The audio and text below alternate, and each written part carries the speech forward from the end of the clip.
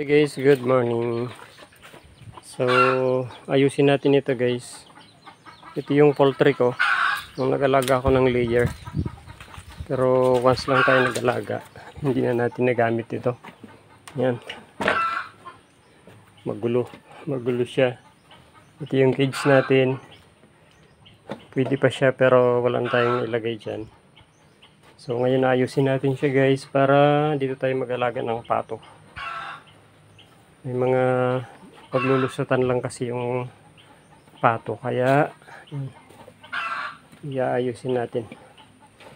May maumpisahan tayong 8 pato next week, lalagay natin dito.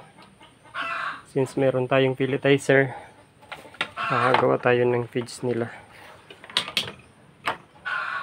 Maraming ayusin guys. May mga lulusutan. And then itong mga, pero okay pa naman. Okay lang naman dito ito. Siguro tanggalin lang natin itong mga ibang makasagabal. Kasi maglalagay tayo ng paliguan nila. Tsaka yung pag-inuman. So meron akong kwandong tangke. Hiwain lang. Para yun gagawin natin pag-inuman nila. Maganda pa ito guys Pwede pang gawing bahay ito Malaki din ginastos ko dito nun More than 20,000 ito guys. 25 mga ganun.